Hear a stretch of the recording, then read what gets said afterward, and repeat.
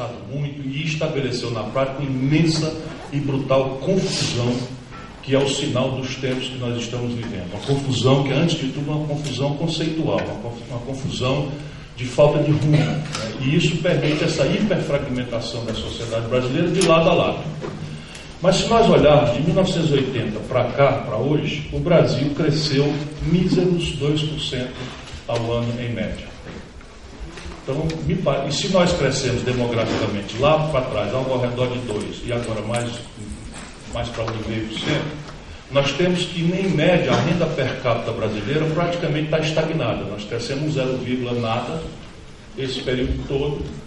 E neste processo nós fomos induzidos, junto com a humanidade, pelo mito neoliberal, pela globalização lida de um jeito vesgo, né, a referir a nossa ansiosa e impossível busca pela felicidade, não de um ambiente subjetivo, espiritual, romântico, político, onde nossa geração perseguia a felicidade. Nós transitamos para uma coisa em que a felicidade moderna parece só ser alcançável, isto é uma gravíssima ilusão, pelo acesso a um padrão maravilhoso de consumo, de que temos notícia pela internet, pela televisão, e sustento para discutir.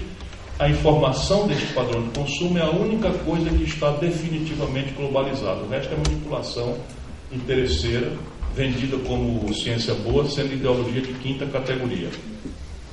Isto, então, faz com que o Brasil, na prática, parece uma digressão filosófica, poética, precária, mas, na verdade, isso nos põe arbitrando, enquanto consumidores, uma competição por este modo moderno, maravilhoso de viver, de ser feliz, de acessar esse bom, bonito e barato.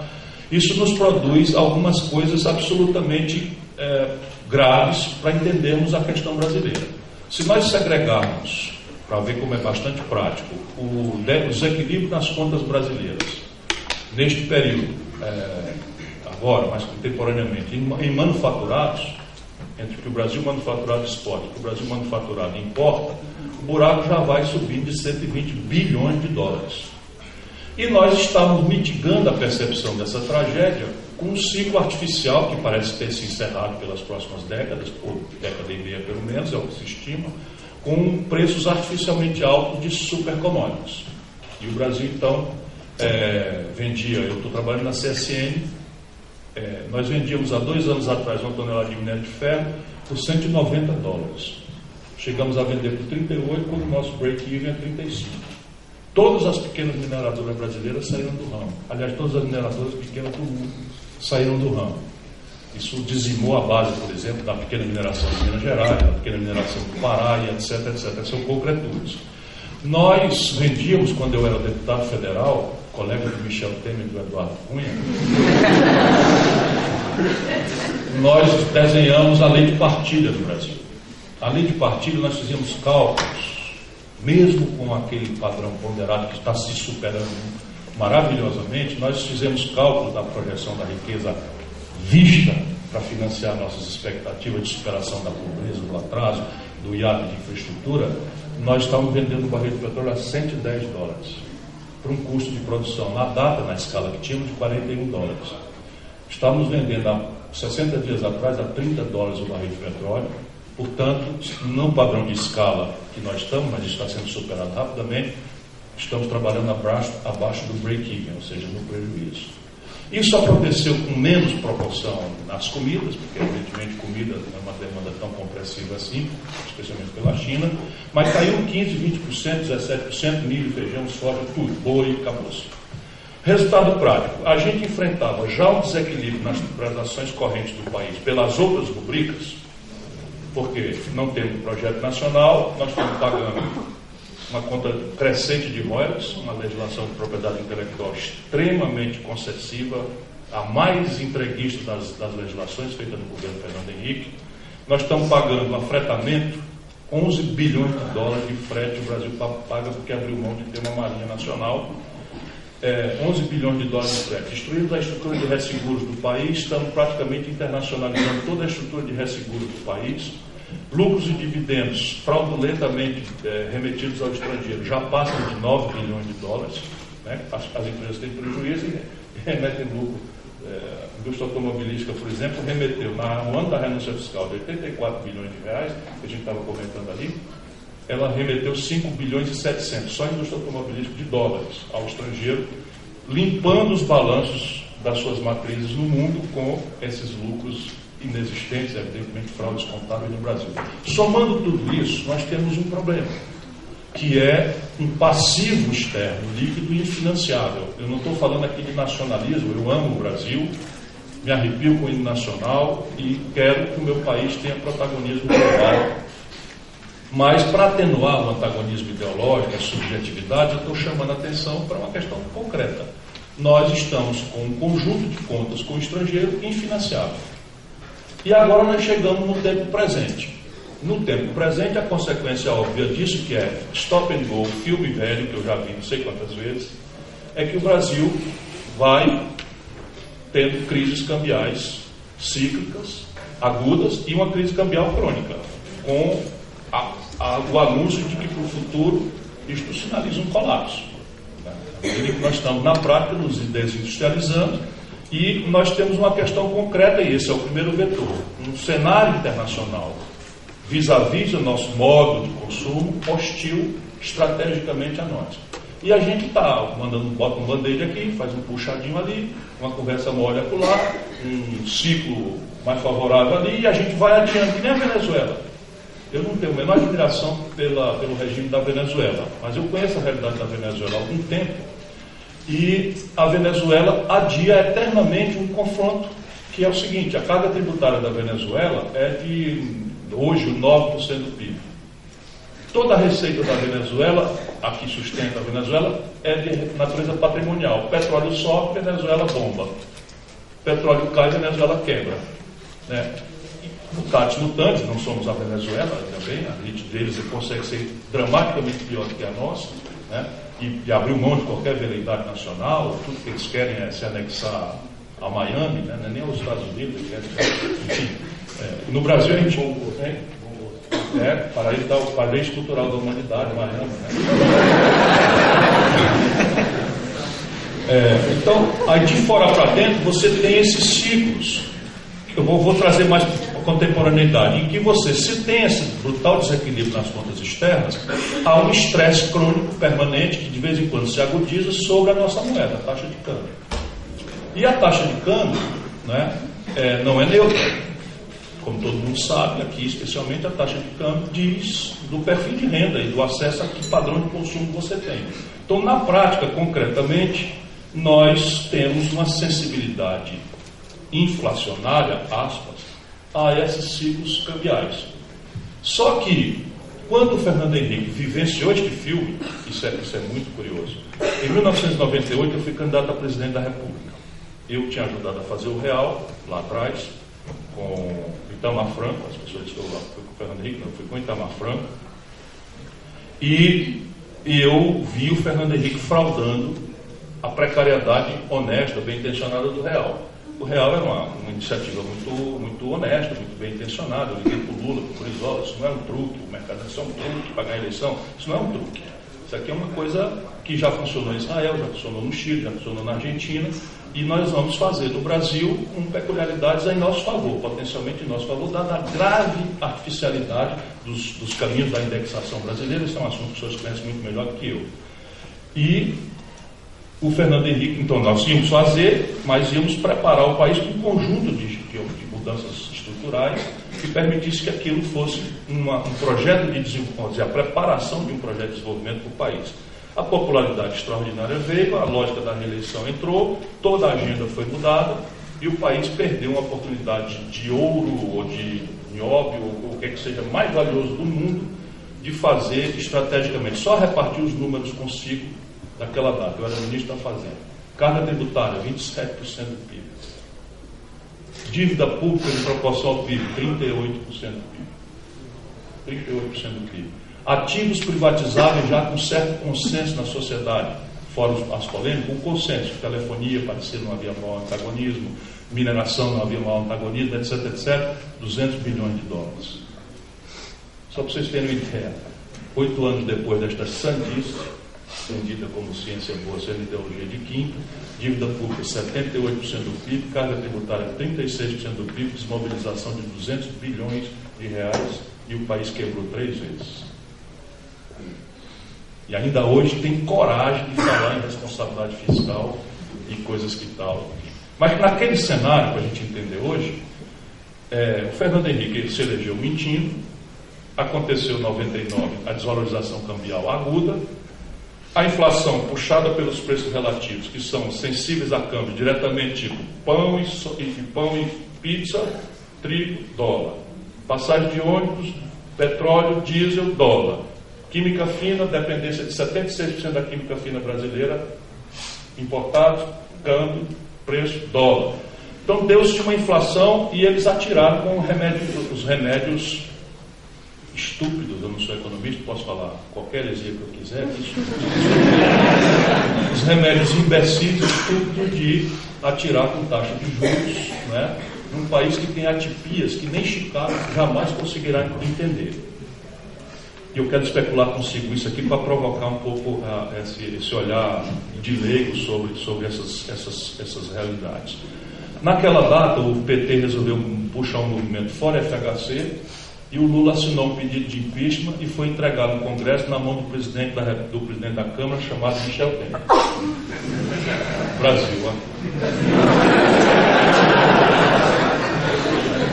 Aí eu tinha sido candidato a presidente, fui escrever, fui brigar para dizer que isso era um curso golpista, que a gente não tinha remédio para governo ruim, que a gente não gosta, não é interrompê-lo, que no presidencialismo só cometimento de crime de responsabilidade é circunstância bastante para se desconstituir o mandato e tal, e o Lula não concordou, levou o impeachment lá, etc, etc. Naturalmente o Michel Temer arquivou rapidamente, aliado orgânico do Fernando Henrique, que era e volta a ser, agora, não sem antes virar vice-presidente da República, nomeado pelo PT. Eu odeio me lembrar dessa parte.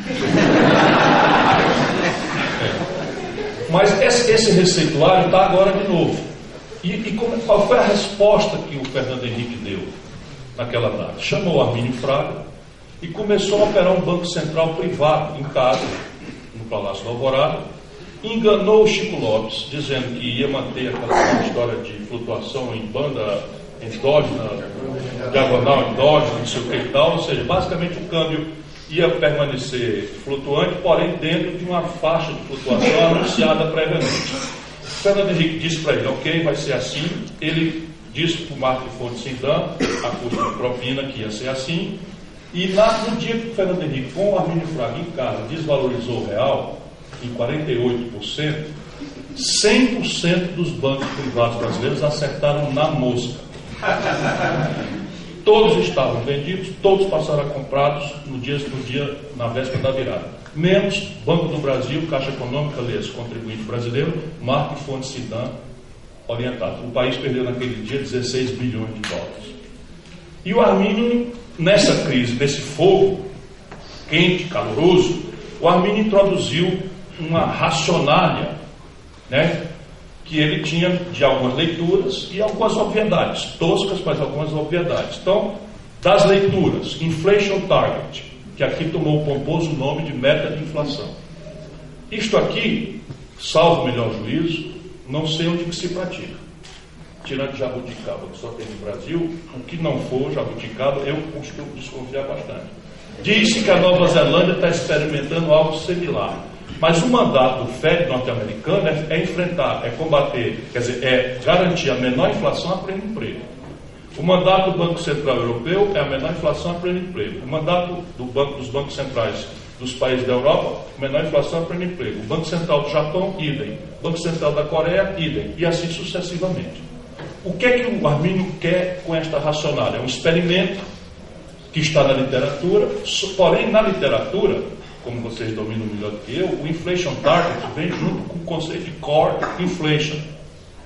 Ou seja, é uma experiência, seria o seguinte, então eu vou fazer um tabelamento de uma variável macroeconômica, isso já não é neutro, então eu vou anunciar entre as 1000 variáveis macroeconômicas, entre elas nível de crescimento, nível de atividade econômica, nível de emprego, proporção dos salários da renda nacional, eu deixo isso tudo ao sabor, né, do entrechoque da vida, e tabela ex ante, com 2 ou 3 anos de antecedência, uma delas variáveis, que é a taxa de inflação. E, evidentemente, não se diz, e eu subordinarei doravante, todas as outras variáveis a esta variável ex ante tabelada. Isso é uma opção ideológica, muito clara, não é uma opção técnica. Nem muito menos é nobre que você diga que a inflação só tem este remédio para ser enfrentada como hidrodogma. E agora com a grave legitimação do pensamento progressista, ou pelo menos da militância progressista da política brasileira, dado que beijamos a cruz com a Carta aos Brasileiros, etc. Mas, se quisermos ainda especular sobre isso, o conceito é de core inflation, ou seja, o mundo acadêmico sabe que taxa de juros não tem o menor efeito sobre preços administrados pelo governo, que taxa de juros não tem o menor efeito sobre preços sazonais. E pior, taxa de juros não tem efeito nenhum sobre a mudança do perfil de custo provocada por câmbio numa comunidade como a nossa. Não, optamos por um casco e tudo, pelo contrário, o ciclo de privatizações do Fernando Henrique, ao contrário do que era a lógica do real, que eu, volto a dizer, ajudei a operar, estava lá, especulamos sobre isso, estava aprazado como tarefa adicional rapidamente a ser feita numa total desindexação da economia brasileira quanto possível. Não, o Fernando Henrique fez foi criar índices que são absoluta e diretamente sensíveis a câmbio para escapar a brasileira de um debate calhorda que acontecia na humanidade naquela data, na comunidade periférica, que era a ideia de que os países não tinham mais sentido ter moedas. Nós chamamos dolarizadas as economias e tal. Como evidentemente o Brasil não aceitaria isso, chamamos lá Pécio, André e não sei o que e tal, e eles fizeram fórmulas de criar um indexador imediatamente sensível a câmbio para dar aos, aspas, investidores estrangeiros um dólar disfarçado de IGPM. Só que o IGPM só vai para cima. Então você tem a telefonia no Brasil, já é muito mais cara do que em qualquer lugar do mundo.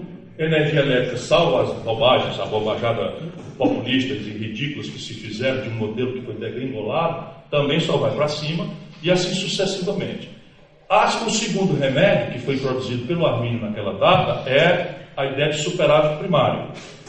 Eu, Ciro Gomes, fui governador, fui ministro da Fazenda, fui prefeito na capital, não tenho um dia de déficit na minha vida.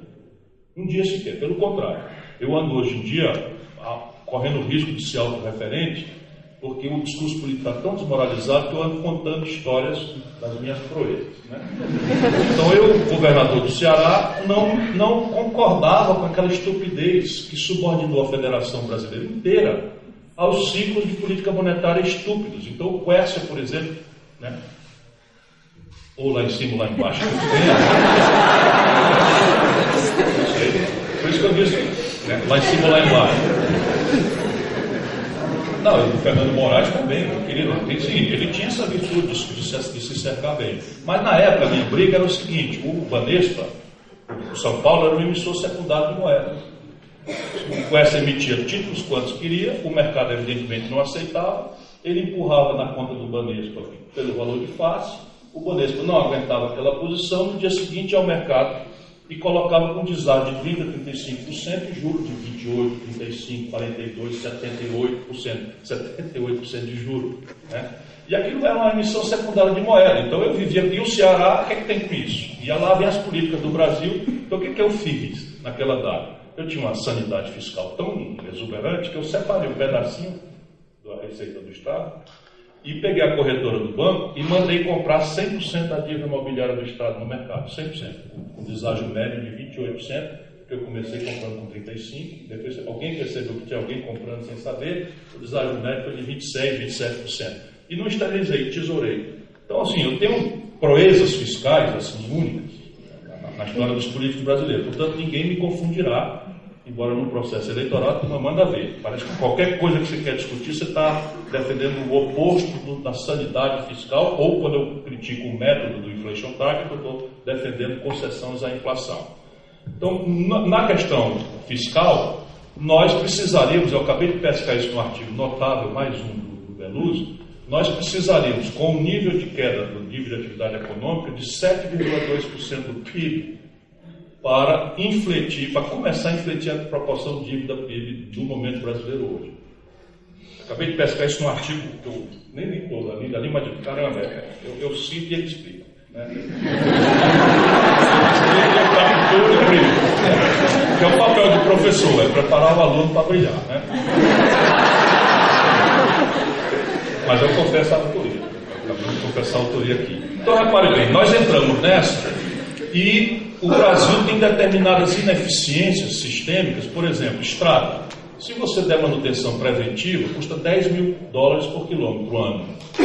Se você não fizer, por 5 anos você economiza $50.000. A estrada se destrói, introduz um custo de transferência 4 vezes maior do que o competidor internacional, mata a gente, e 5 anos depois você tem que recuperar a estrada. Recuperar custa $200.000 por quilômetro.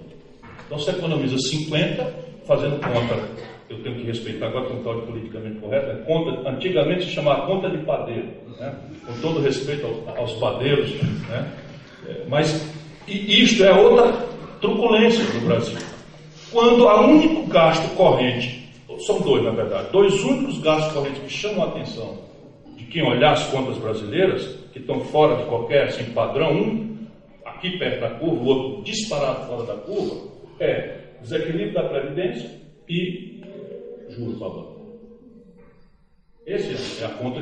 E isso é gasto corrente. É engraçado que a nova língua, o Jorge Orwell, o verde e amarelo, na grande mídia brasileira, desconsidera. E esse debate vai começar essa semana. Consta que o golpista vai hoje entregar ao Congresso Nacional uma emenda à Constituição que revoga a Constituição de 88. Eu não li ainda, eu só estou vendo o anúncio, que é tabelar os gastos correntes, exceto juro. Não, é uma coisa chocante. Agora, só o seguinte, que isso revoga a Constituição completamente. Eu quero ver como é que vai ser, porque eu acho que nem ele, Michel Temer, entendeu. Porque, supondo que passe essa aberração, vai cair na caixa dele ainda. É simplesmente o seguinte, você dizer, porque a ideia é tabelar o gasto corrente, juro, exceto juro, e só permitir atualizações nominais com base na inflação pretérita. Ora, a receita pública nada tem a ver com inflação. Nesse momento, a receita está caindo muito mais do que a inflação. Nós não estamos repondo nominalmente, estamos caindo em termos reais.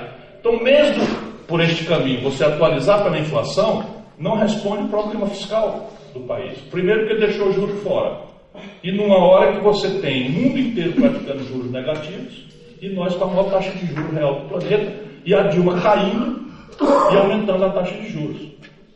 Porque quando a taxa de juros, supondo, para argumentar, eu não concordo, que 14,25 era a taxa razoável para uma inflação projetada de 11,5, hoje a inflação projetada está ao redor de 6 e a taxa de juros está em 14,25. Então você está sofrendo um golpe de Estado e aumentando a taxa real de juros no meio da maior depressão da história econômica do país. Eu não sou economista, mas não consigo entender isso aí de forma nenhuma. A mim tem uma incongruência técnica antes de maldades, etc, etc.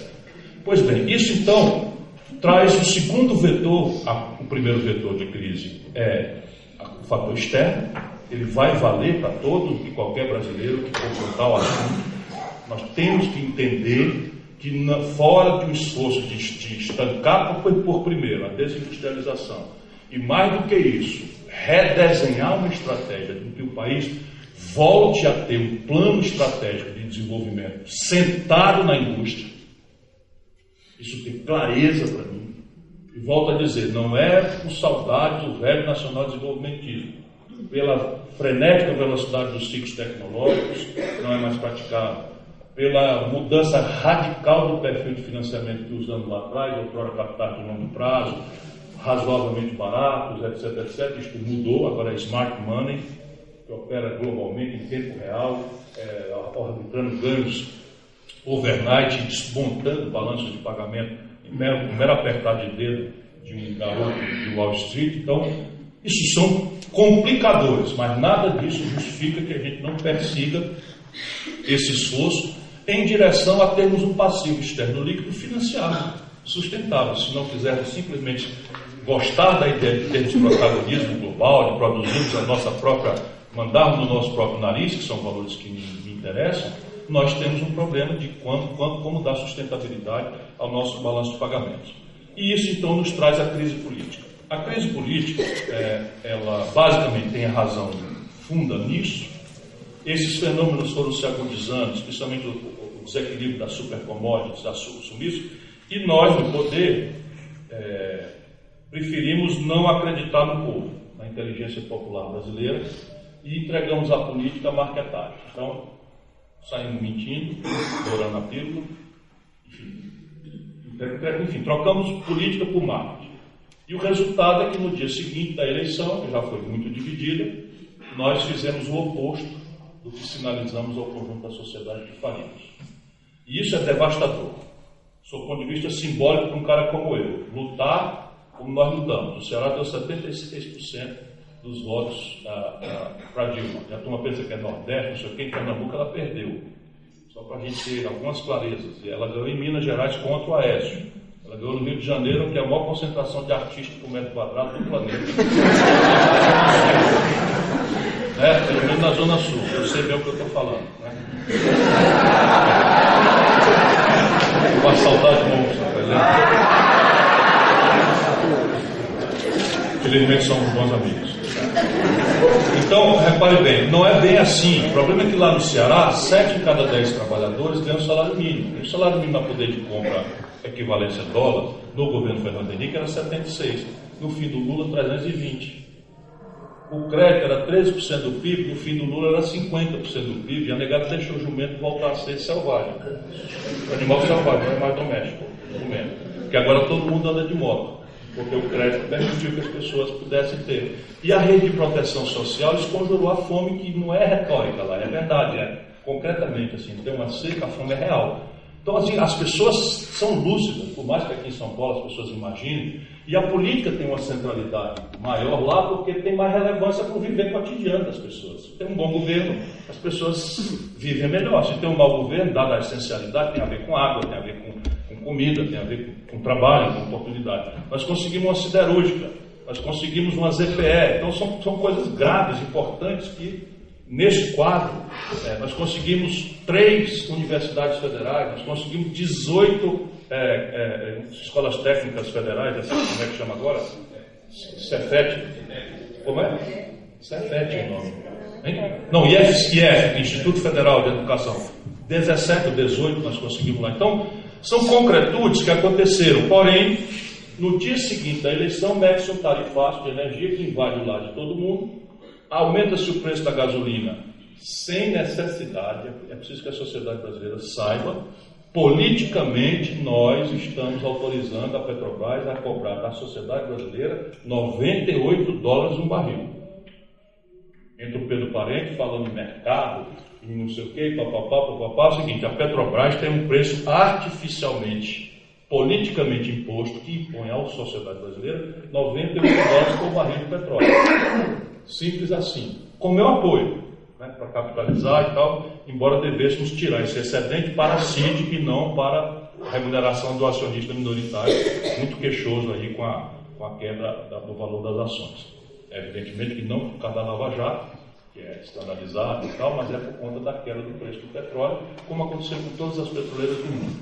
Então a crise política basicamente permitiu, pela desconstituição da legitimidade original, pelo manejo econômico contraditório com o que nós pensamos e pela novelização do escândalo, a Dilma não conseguiu se livrar desse conjunto. E aqui fora organizaram-se basicamente 3 forças. E há que compreendermos isso se ainda tivermos a veleidade que devemos explorar de impedir esse itinerário de insensatez para o qual estamos caminhando, que é esse golpe de Estado em marcha. Primeiro, os políticos de A a Z, isso aqui é constrangedor, estão querendo esse golpe para pôr um fim à Lava Jato. Isso já é óbvio nas gravações todas, mas assim, é de A a Z. O PSDB está apavorado, porque vem aí a lista da Odebrecht, o PT já levou todo, o PMDB está todo mundo vendo aí, mas assim, o Aécio está... Então os políticos, o sindicato dos políticos quer o fim deste negócio aí que parece ser uma... Como é? Temos que pôr um fim nessa sangria. Aspas, estadista Romero do Castro. Líder do governo Fernando Henrique, 8 anos. Líder do governo Lula, 8 anos. E líder do governo Dilma, 5 anos no Senado. Alguma coisa está errada. Alguma coisa está profundamente errada. O Lula queria impor Meirelles como ministro da Dilma e o golpista que derrubou a Dilma covardemente impôs o Meirelles. Tem alguma coisa profundamente errada no Brasil, que são sintomas caricatos da tal confusão com a qual eu abri a minha provocação de agora. O segundo bloco de tarefas é que, aparentemente, o governo Dilma perdeu o controle do orçamento. Um keynesianismo mal lido, renúncias fiscais de 100 bilhões de reais, que vira tudo remessa de lucro ou especulação financeira, zero contrapartida em investimento ou retenção de emprego, etc, etc. Maluquices mil e, no fim, a réplica da lógica do opressor, para ficar aqui numa expressão, né? Botar o Levi para produzir um ajuste fiscal pela despesa que produz uma profunda queda na receita. Então você tem hoje, é impossível alcançar qualquer sanidade fiscal no Brasil pelo caminho do corte de despesa, dada a Constituição em vigor. Não estou fazendo juízo de valor. Então, qual é a lógica? A plutocracia rentista, onde está o real poder no Brasil, quer tomar controle do orçamento para gerar excedentes a qualquer preço, onerando seja qual for o grupo de interesse do país, para fazer infletir na proporção dívida-PIB. É evidente que eles estão a racionalha melhor que a do Levi. Eu aposto, sem ser consultor de ninguém, que a taxa de juros vai começar a cair consistentemente na primeira reunião que o ILAN, Itaú, Gold Fund, vai fazer. Então vai cair. Mas eles não têm a audácia que nós deveríamos ter tido de fazê-la cair com mais aceleração. Vai ter um efeito em expectativas, que é importante. O câmbio ajustou rapidamente as contas externas brasileiras, vamos ter 40, 50 bilhões de dólares de superávit, menos pela dinâmica brilhante das exportações e mais pela depressão profunda das importações, por conta da crise, da depressão econômica. E aí você começa de novo a grande gangorra contraditória. Você tem o agronegócio bombando, as contas externas bombam, aí o câmbio começa a se valorizar e a indústria brasileira quebra de novo. Porque não tem competitividade sistêmica com um câmbio menor do que 4. Eu estou trabalhando na CSN. Né? Nós até somos benchmark global e tal, mas por aí afora não temos competitividade com câmbio dessa forma. Lá vai o stop and go começar de novo e tal. E o terceiro bloco de interesses que se conciliou, e não são nenhum deles a favor do Temer, Temer é apenas um objeto, um trambolho que está no caminho e está sob observação.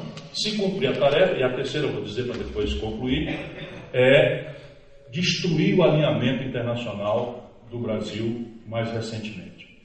Nós estamos produzindo empiricamente um experimentalismo institucional. Eu estou lá atrás, a minha assinatura está no Tratado de Ouro Preto, o Mercosul, que a gente queria desesperadamente construir um bloco que impedisse a ideia de uma ALCA, uma área de livre comércio, e de novo, não é por nada, eu não quero trocar o imperialismo norte-americano pelo imperialismo chinês, não tenho a menor vontade de trocar o imperialismo americano pelo imperialismo chinês como certo pensamento no Brasil. O que eu quero é um mundo multipolar que nos permita praticar o ideário do Barão do Rio Branco, né, que é o nosso fundador. É solução pacífica dos conflitos, é não intervenção, autodeterminação dos povos e uma ordem internacional assentada no direito e na paz, e na multilateralidade. Enfim, são coisas óbvias que estão sendo todas revogadas e jogadas na lata do lixo. Mas para o Brasil ter isso, o Brasil precisava começar a se encorpar. Fizemos o Mercosul, que foi o primeiro rudimento, que não é irrelevante. Mesmo com a emergência da China, poderosa como virou parceiro do Brasil, o Mercosul ainda é o nosso terceiro destino de investimentos, de comércio. Né? Você tem coisas graves. A Unasul gerou um CARF. O CARF já é um bancozinho de fomento que está financiando projetos em Fortaleza, em vários lugares do Brasil, sem termos que nos render ao ideário de Bretton Woods, que foi hegemonizado, as instituições foram hegemonizadas pelo Fundo Monetário Internacional, que, por sua vez, já está fazendo meia-culpa, sempre com 30 anos de atraso, né, de que o neoliberalismo é uma perversão ideológica e não ciência boa, como nós outros estamos dizendo desde sempre. Então, mas o mais grave é, e eu concluo, a questão dos BRICS. Os BRICS ainda são um balé, mas é um balé que os americanos compreenderam instantaneamente. Porque imaginem se a gente aterriza de fato nos BRICS num banco multilateral cujos primeiros desenhos de capitalização falam em 100 bilhões de dólares. Livre das interdições de Bretton Woods, dos monitoramentos, e, portanto, permitindo o financiamento de experimentalismos institucionais worldwide. Quer dizer, o Brasil adotar uma política industrial e de comércio exterior e imaginar se financiar com o Fundo Monetário, com o Banco Mundial, etc., etc., não vai acontecer. Mas os BRICS terão absoluta compreensão do que se trata, porque é por onde está ainda a China, na prática, concretamente hoje, é por onde a Rússia está tentando se reerguer, embora por caminhos que não são os que eu prefiro. Ali é o protagonismo, de novo, geomilitar, conflito na Síria, confusão com a Crimeia, etc., etc. Enfim, não é o meu modo predileto, porém, esse experimentalismo institucional, que é essencial para a gente sair da crise e construir um futuro projeto nacional para o Brasil, precisa de órgãos. E mais do que isso, eu sonho com um regime de preferência. Já pensou, professor? Você nos BRICS, o Brasil tem assimetrias competitivas vis-à-vis da vanguarda mundial de mais natureza, mas 3 são mortais, individualmente, e somados, então, nem se fala. Primeiro, a assimetria no modo de financiamento. Juro negativo vis-à-vis juro mais alto do mundo. Segundo, a retardo tecnológico extenso vis-à-vis uma ponta tecnológica que caracteriza o nosso padrão de consumo brasileiro.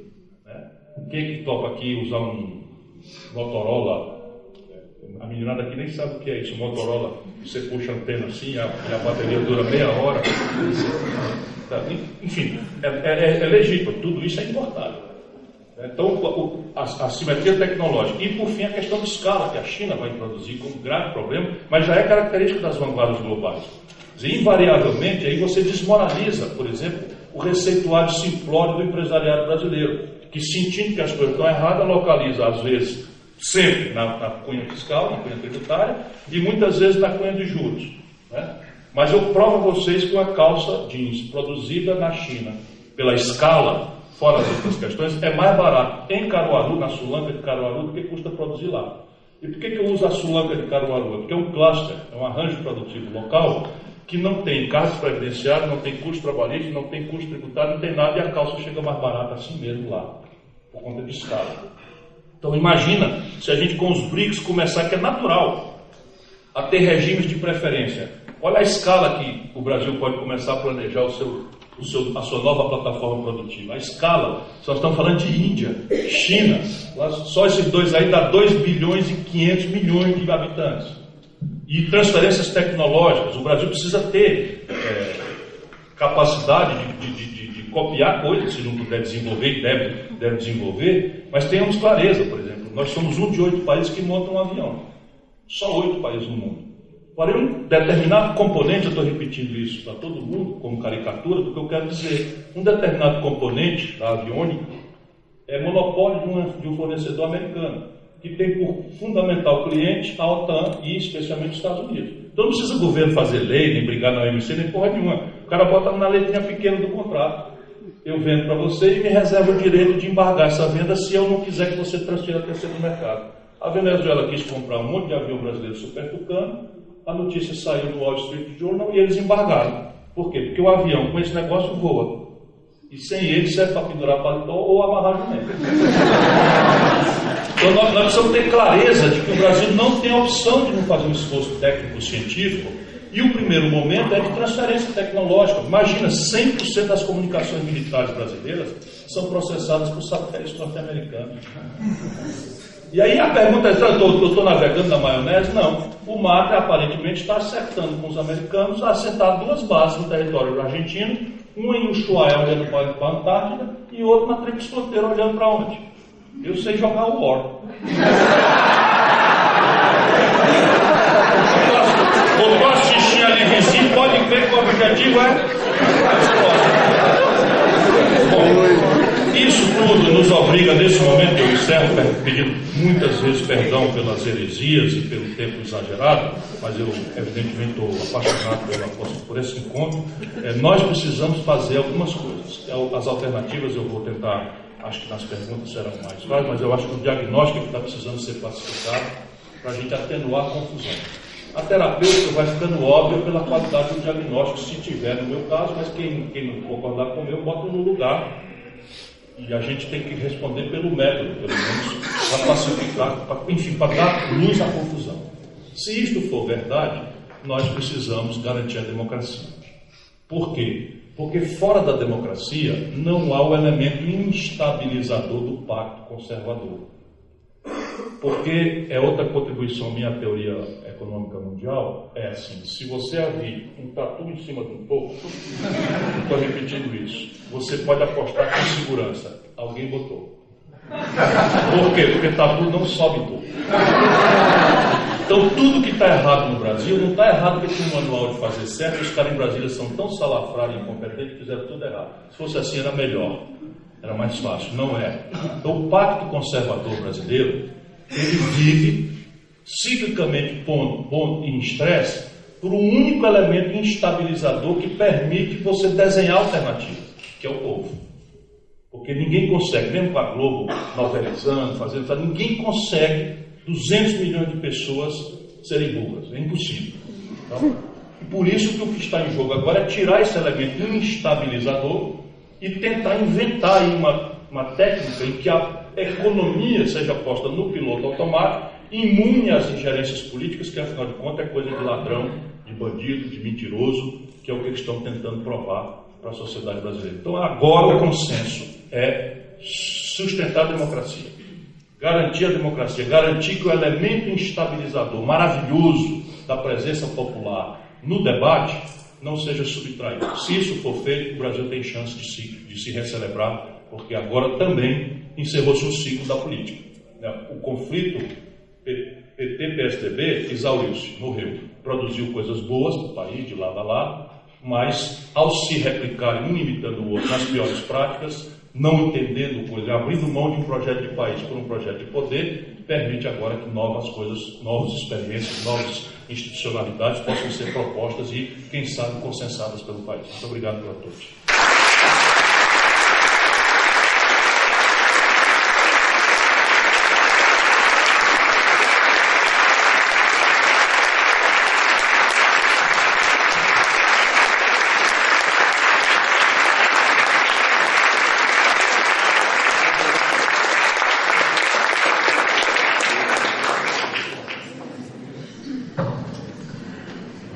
Professor Beluso, a palavra é sua.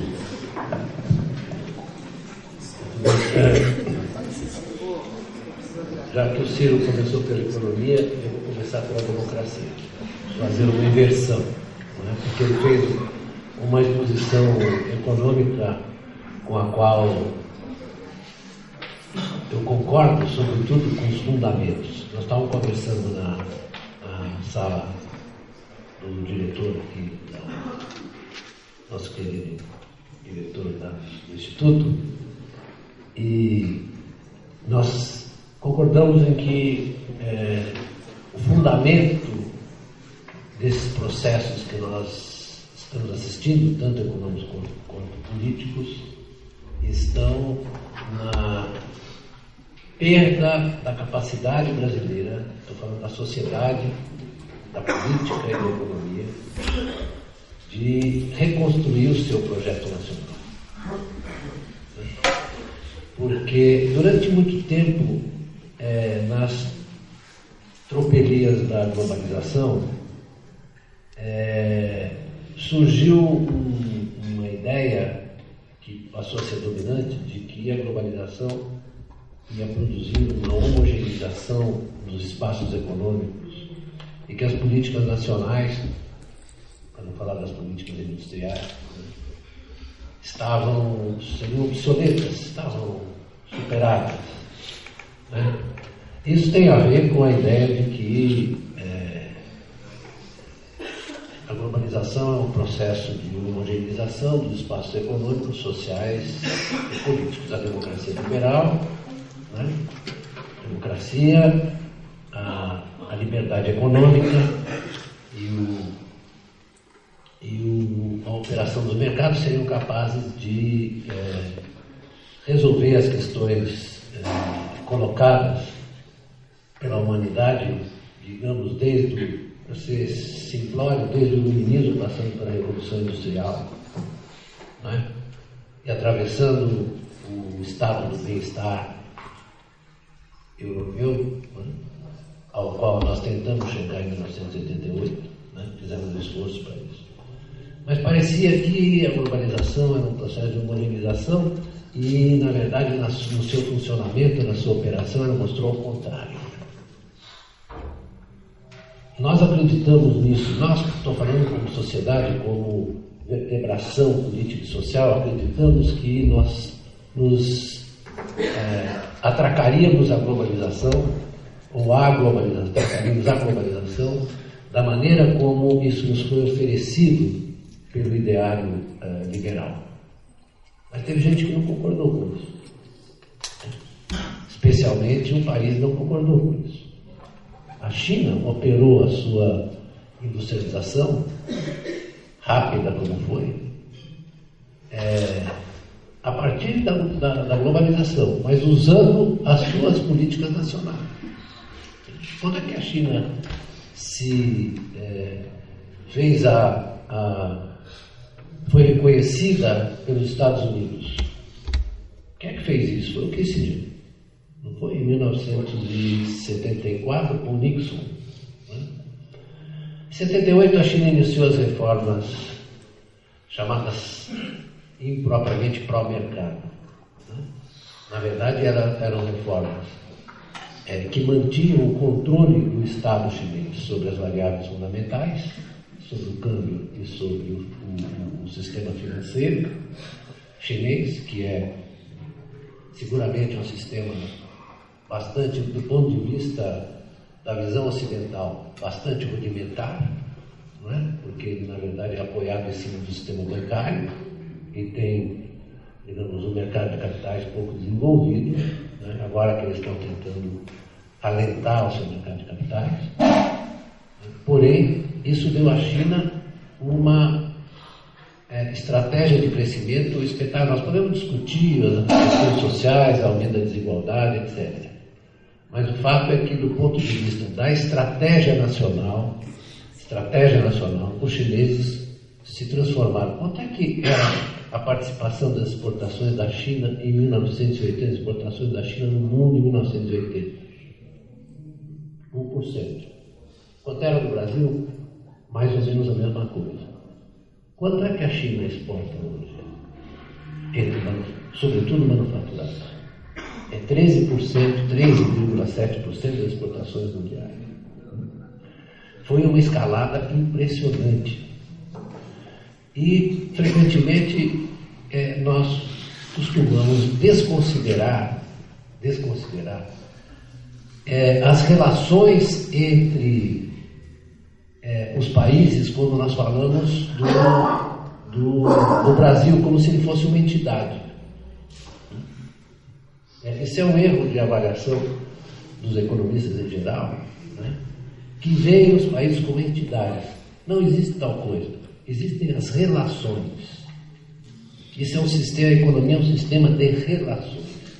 Como é que você vai explicar a crise de 2008, ou, se vocês quiserem, a expansão dos anos 2000, sem olhar a dinâmica, com perdão da má palavra, a dinâmica China, Estados Unidos, Europa, Brasil? É impossível.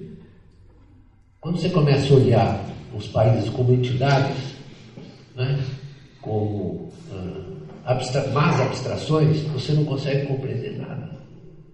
Assim como nós não somos capazes de compreender, como estava dizendo bem o Ciro Gomes, que nós temos um padrão hoje de convivência social, etc., que foi construído ao longo do tempo, né, em cima do consumismo, mas isso tem fundamentos. Qual é o fundamento? O fundamento é a desregulamentação financeira e a globalização financeira. Você não explica, na verdade, a expansão americana dos anos 2000 para frente, sem olhar a sua contrapartida, que é a tremenda expansão, tremendo avanço da industrialização chinesa. Eu não vou dar os dados aqui para vocês. Eles são os maiores produtores em quase todos os setores. Como disse bem o Ciro, eles têm ganhos de escala impressionantes e cada vez maiores, e com a criação de centros de pesquisa impressionantes. Eles já não fazem mais engenharia reversa, eles na verdade estão criando os seus próprios institutos de pesquisa. Se vocês quiserem saber quem é que vai chegar na frente na produção do carro sem motorista, vão ser eles. Acabou de sair um estudo da McKinsey mostrando que eles estão muito na frente. O que eu queria mostrar é que o Brasil, nesse período, não vou me alongar mais sobre a China, o Brasil, nesse período, foi perdendo posição internacional, na medida em que teve uma integração imprópria. E isso veio da crise da dívida externa, né? Só quem teve no governo para lidar com aquilo sabe que a tragédia que foi do ponto de vista do caráter destrutivo, talvez não da queda do PIB, do caráter destrutivo que ele teve, foi muito pior do que isso. Né? Então, a partir da crise da dívida externa, o Brasil foi tentando várias fórmulas fracassadas. Eu, por exemplo, participei do plano fracassado, né? Que é o plano cruzado. A gente tem que falar o que é verdade, né? Nós sabemos que o plano cruzado tinha seríssimas limitações. O Ciro estava falando aí, nós fizemos o plano real, que na verdade se apoiou em cima de uma situação externa favorável, né? Muito bem, o problema não é o plano real. O plano real é uma estabilização que na verdade corresponde à forma quase universal de estabilização das economias com alta inflação. Eu vou lembrar da inflação alemã de 23, da hiperinflação alemã, que foi assim em cima da volta ao padrão ouro. Vocês sabem disso, eu não vou ficar repetindo, né? Mas o fato de se ter âncora cambial era uma coisa absolutamente indispensável, porque o fulcro da hiperinflação era, na verdade, o estrangulamento externo, né?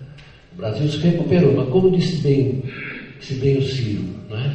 Na gestão depois do Plano Real, está escrito no segundo volume do livro do Fernando Henrique, qual é a questão central. Ele diz assim, a meia mentira. Falou meia mentira, né? A meia mentira, que é a gestão da taxa de câmbio, né?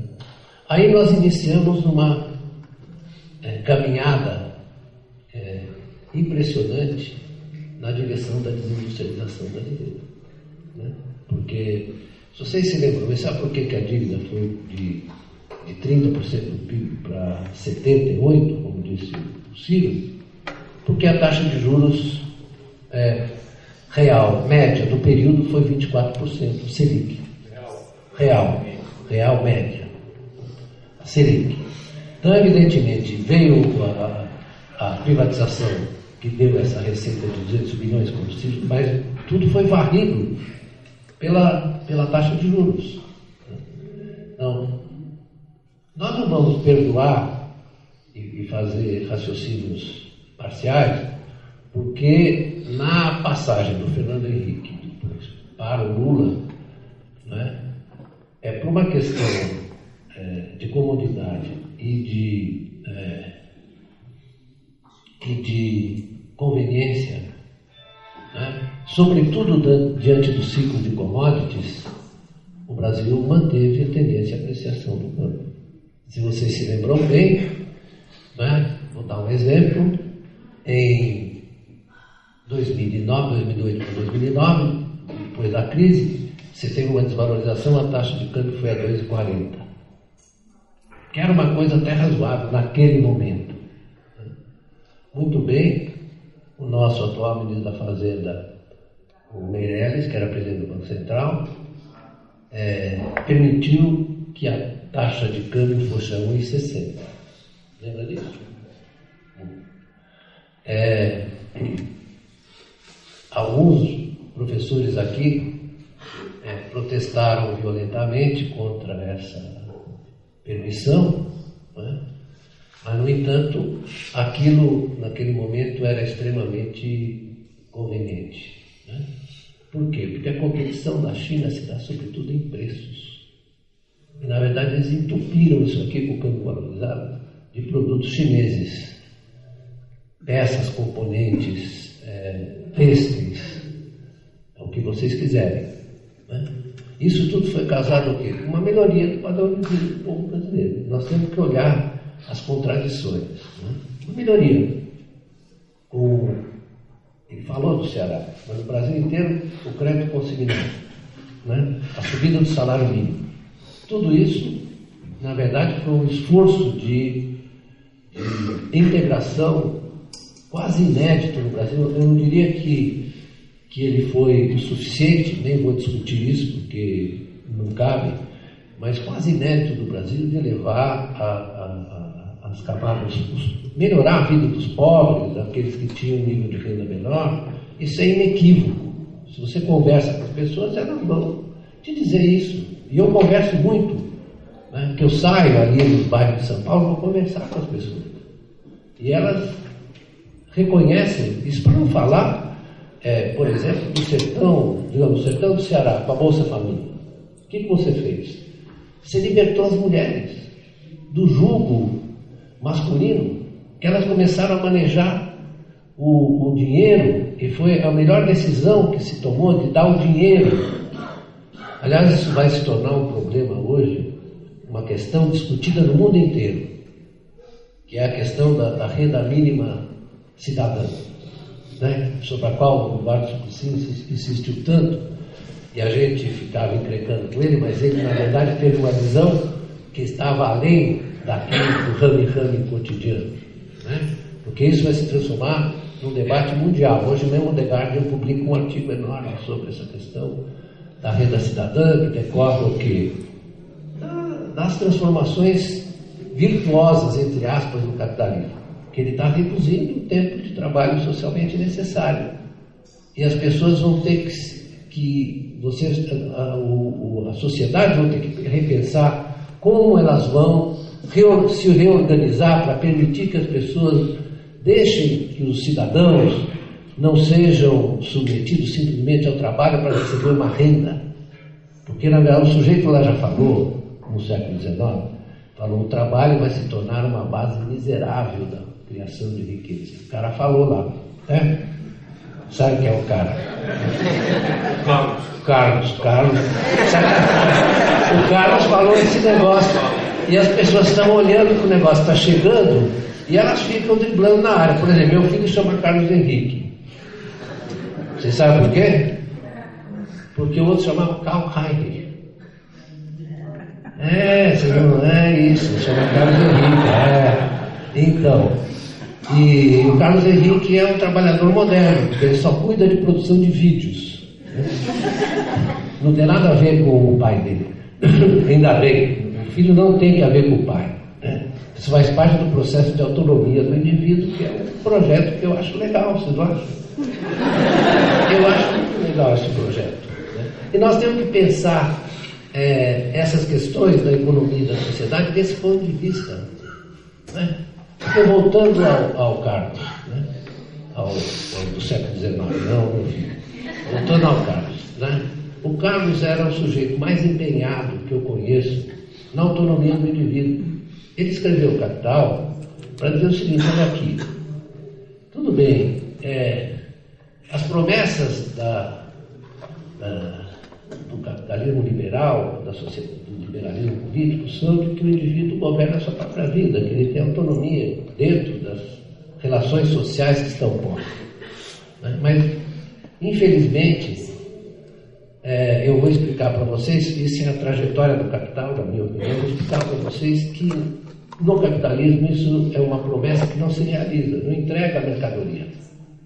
Certo? O Keynes disse a mesma coisa, falando que vamos parar com essa história daqui a 100 anos, consequências econômicas dos nossos anos. Vamos parar com essa história de que vocês só querem acumular riqueza monetária. Se preparem para fluir, né?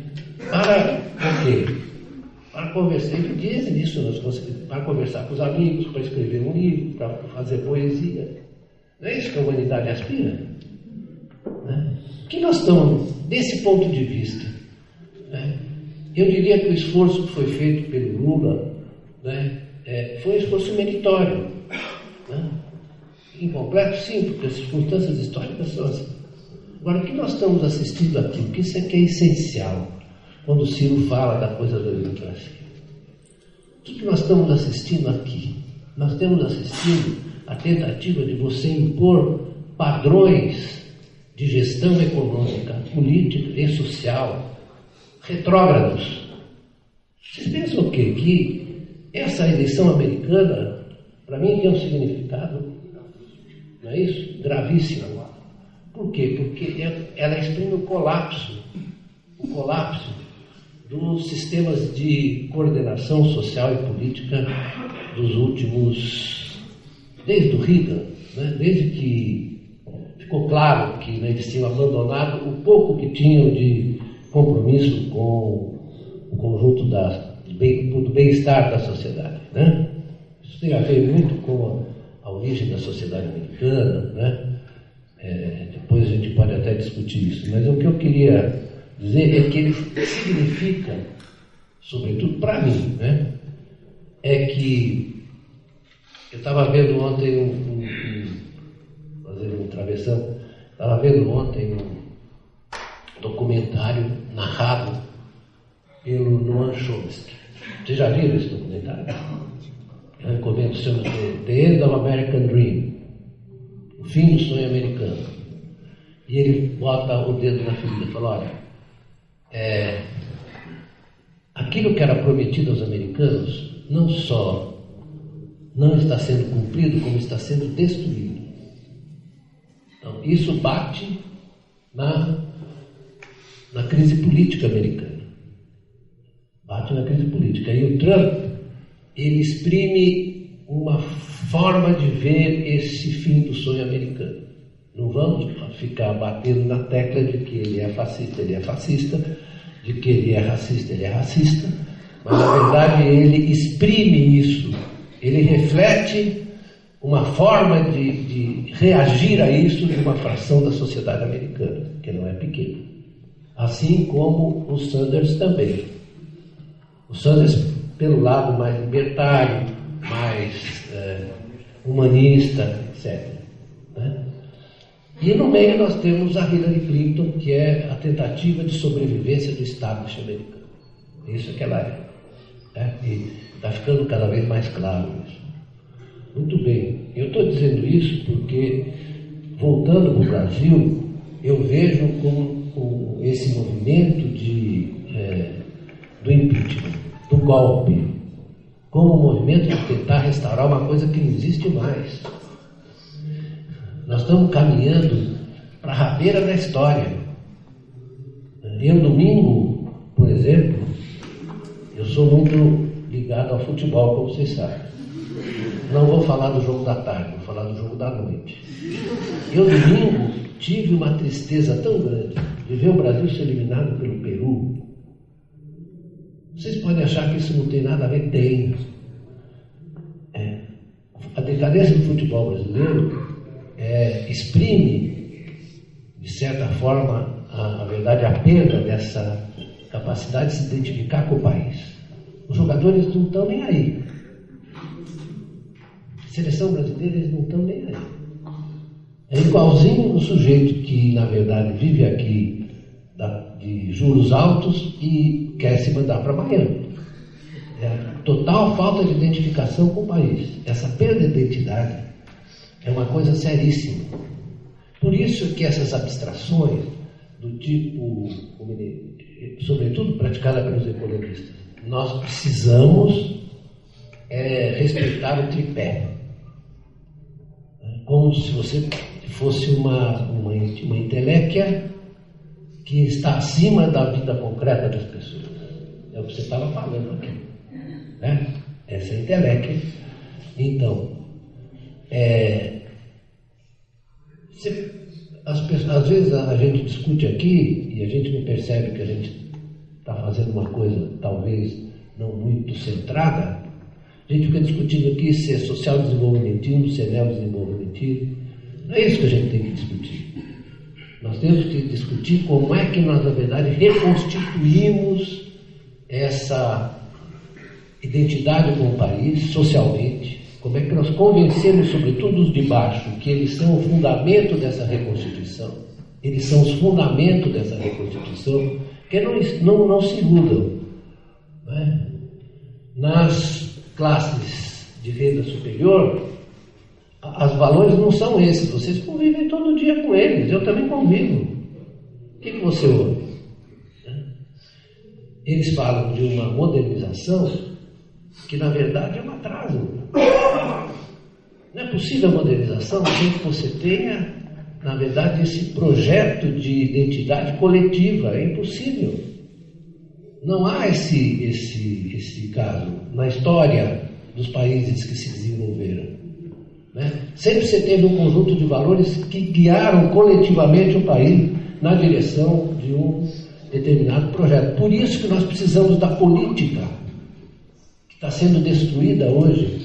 Nós temos aqui um político que disse coisas importantes para vocês. Disse do ponto de vista de um político. Ele se fingiu de economista, mas ele falou o que é muito importante. Né? A política é o espaço da liberdade, meus filhos. Esse aqui é o ensinamento que vem de quem? Dos gregos. É o espaço da liberdade. A economia não. A economia é o espaço das restrições. E, na verdade, nós estamos assistindo ao longo da história da humanidade, sobretudo depois da Revolução Industrial, que essa história das restrições precisa ser enriquecida com o percurso da liberdade. E isso é a política que faz. O que nós estamos vendo, eles não estão matando o Brasil com a economia, estão matando com a política, com a desvalorização da política. Eles estão matando, na verdade, com o pressuposto que eu li outro dia com grande preocupação, o fato de que a SECOM cortou todo o financiamento dos blogs que, na verdade, não se alinham com o pensamento do governo. Isso é gravíssimo. Aliás, essa é uma questão da maior gravidade, que é a questão da diversidade de opiniões. Não é da liberdade de expressão. Quando eu ouço um órgão de comunicação falar da liberdade de expressão, eu começo a correr e me tranco no banheiro. Porque trata-se da diversidade de opiniões. Né? A diversidade de opiniões não quer dizer que você não possa ter, até deve ter, órgãos de imprensa e de comunicação que têm suas opiniões, defendem determinados pontos de vista. Não é isso? É isso que, que configura numa sociedade diversificada, como é a nossa, é que, na verdade, significa liberdade de expressão.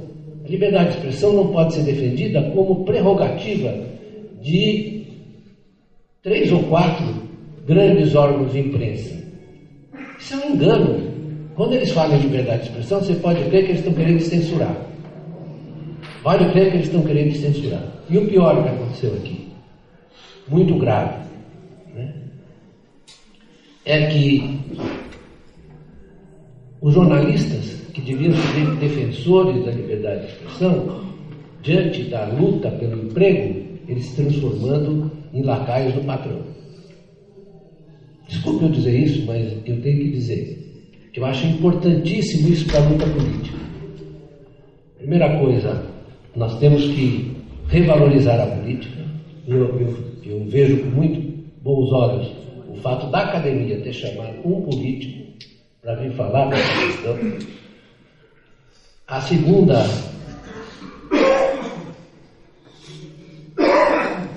a valorização da política, o respeito à diversidade inevitável. Diversidade não se opõe de maneira nenhuma à solidariedade. A solidariedade tem que ser construída a solidariedade tem que ser construída na diversidade. Que nós não podemos esquecer que está aí a razão maior das pessoas serem o que elas querem ser, não o que os outros querem que elas sejam. Isso é a liberdade. E a quarta questão, que está ligada, elas estão interligadas, é a questão da luta contra a desigualdade, que hoje em dia é um problema no mundo inteiro, né? mundo inteiro. E não haverá democracia sem que nós respeitemos esses 3 pilares. Não haverá. Certo? Nós não podemos aceitar nem a manipulação, nem a imposição, nem a tentativa de ludibriar a opinião pública. Então, eu vejo com muita preocupação, por exemplo, às vezes, que os valores negativos, a liberdade negativa, às vezes nos afeta os nossos movimentos. Eu acho que, vou falar hoje aqui às vésperas de uma reunião com líderes sindicais, e quero dizer que às vezes, na luta política, nós precisamos abandonar nossas idiosincrasias e achar os pontos comuns. Mesmo que a gente não abandone, na verdade, as nossas ideias particulares. Nós temos que buscar os pontos comuns. Nesse momento isso é crucial. Eu estou vendo que alguma dificuldade nesse momento é crucial. Nós temos que lutar pela busca dos pontos comuns ancorados nesses 3 pilares. É isso que eu tenho a dizer a vocês. E quero dizer que o Ciro me perguntou de quem era a foto aqui. Né? E é do professor Zeferino Vaz, que era um conservador, mas que lutou bravamente pela construção dessa universidade.